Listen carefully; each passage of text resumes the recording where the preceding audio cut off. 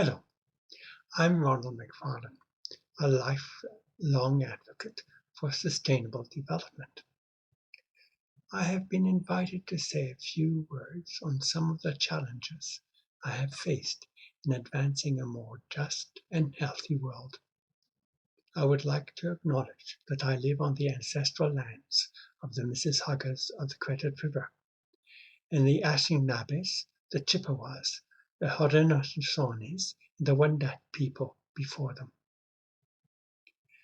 I am grateful that they have shared this sacred land with the many settlers and recognize that we have not shared the bounties from this land fairly in return and have a duty to make amends. I have always wondered where my passion for the environment and development came from. I've never been able to pinpoint this, but growing up in Africa must have influenced my perspective. When I was young, the family would go on safaris to see the wild animals, which were always full of awe and wonder. And at the same time, I was very aware that I lived a more comfortable life than many. I did not go to bed hungry after a hard day's work. I had a warm and dry shelter to sleep in, and if I got sick, I would be well attended to. Somehow, from an early age, this disparity did not seem right to me. Addressing poverty was an imperative if I wanted a better world. At the same time, I observed the destruction of nature that so often came with economic development. So started my quest for a way to address poverty while preserving our natural world.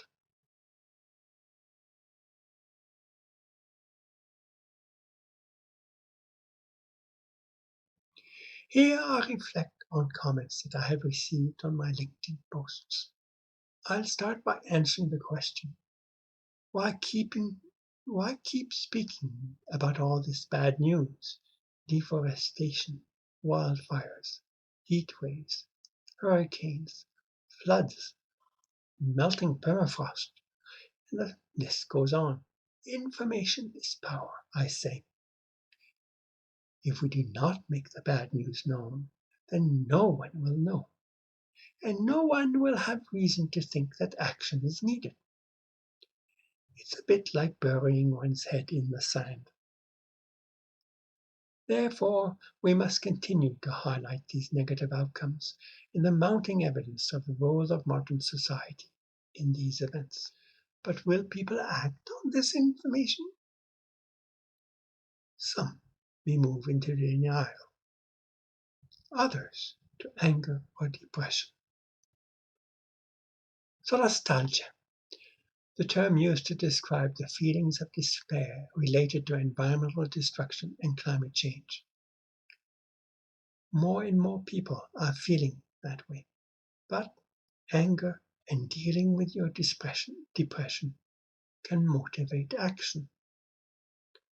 Taking action to ameliorate the situation is a way to maintain one's mental health in face of societal procrastination. So, use your sphere of influence to mobilize action.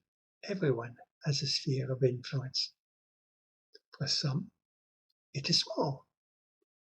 For others, such as people in positions of power or their associated institutions, leaders of large corporations, it is much larger.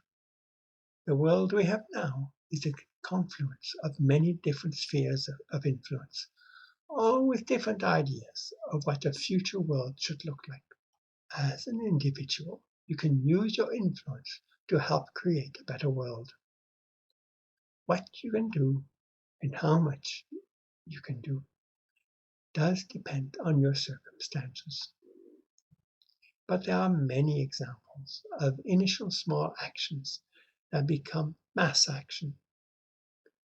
Maybe you feel you have done everything you can, and the change that is needed is still not happening.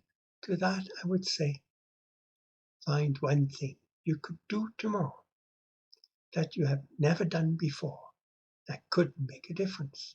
It could nudge an individual, impact a community, annoy a corporation, get the government to act, and just go and do it. It does not really matter what the action is, as long as it is a step in the right direction that builds upon other steps in the same direction. Over time, the actions can snowball. What about the people who do not see a need for change?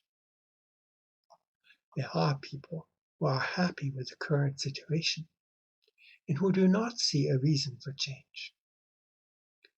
Others feel that the situation is outside of human control. Simon Sinek, a communications guru, says that we who advocate for climate action have our message wrong, because it is not about saving the planet. It is about us. It is about keeping the planet livable for us. When we change the frame of reference in this way, it allows us to find a shared purpose. This could be the health benefits that result from improved air quality as a result of reduced use of fossil fuels, or the benefits of creating a more resilient community, less property damage in the event of extreme weather. Or it could be about investing in green spaces and natural areas that create healthier communities by preventing flooding, reducing the severity of drought, helping to keep cities cooler. These are actions that benefit all of us, even people who are more privileged. But that is okay. It becomes a common purpose around which we can work. While I agree with Sinek's premise, I would add that by not acknowledging the good that has occurred over the past 250 years, we can alienate. While the current development paradigm that is premised on forever increasing economic growth is not sustainable in my view, there has been a parallel path between economic growth and average world life expectancy, which is a good measure of overall health and well-being. It has gone from less than 30 years in 1770 to 72 years in 2019. I think we cannot ignore that kind of progress. When the message from environmental and social justice advocates is that the problem is Western society, modern science and technology, colonialism, white privilege, it negates the positive achievements that have occurred since the Industrial Revolution. It makes people become defensive. I invite you to look at what is around you, what you do every day, and you will see how much we rely on what industrial society has created. Brazil, China, and India want the material wealth that Europe and America have. So the message needs to be more about how we can build a better world for all. And while there are divergent views, I am certain the commonalities far outweigh the differences. These commonalities can be used to begin to design a better future. Let me start by saying that we need to shift from a focus on the problem of climate change to a focus on the solution. And when it comes to the solution, I have noticed three streams of thought on the way forward. There is first the technological approach, development and adoption of renewable energy, regenerative farming, the circular economy, and things of that nature. This approach sees innovation as a way to address our human needs and meet environmental constraints. Then we have the degrowth approach. In this approach, we are asked to recognize the limits to growth and to stop or even reduce economic growth. This is seen as the only way to ensure that human society remains within the ecological limits of our planet, or the planetary boundaries, as we call them. And thirdly, there is a social justice paradigm. It sees addressing the extreme inequalities in the distribution of wealth and the socio-political power that is associated with that wealth as the first and essential step to a way forward. I must say that I am saddened by the tone of exchange between these different schools of thought when they comment on each other's posts. I often find them as strident and inflexible as climate deniers, because in my mind there is merit in each of these three approaches. The technological approach is the most widespread view, and I would say the advantage of the technological approach is that it fits within the current development paradigm and is the easiest to implement. It builds on a long history of technological development and is about mobilizing innovation.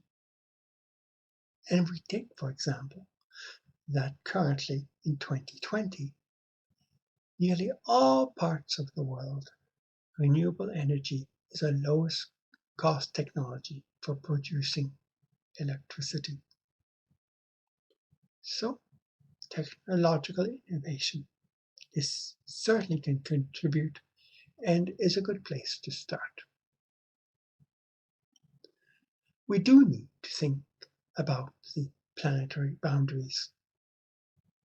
Critics of the technological approach highlight that it does not address the fundamental cause behind climate change and environmental destruction, which is the exponential material demand required to foster economic growth. Another challenge is that improvements in technology have usually led to greater consumption rather than less. As increased efficiency lowers the cost of production, it makes the products more affordable to more people. I have always been convinced of the underlying premise of limits to growth, the 1972 report of the Club of Rome. This report has been much criticized as ignoring human ingenuity and technological progress as a doomsday kind of book. But at its core, it challenges us to a different economic paradigm. That said, the degrowth agenda is a hard sell. Are we convinced, and can we demonstrate that degrowth will lead to a healthier and more fulfilling life for all? That, I think, is the biggest challenge of this approach. I think it is possible to integrate a planetary boundary framework into the technological approach. So while it may not be the full solution, I think it is a step in the right direction. And here is where the donut economy model, popularized by Kate Raworth of the Environmental Change Institute at Oxford University, comes in. I will let you go and have a look at it for yourself.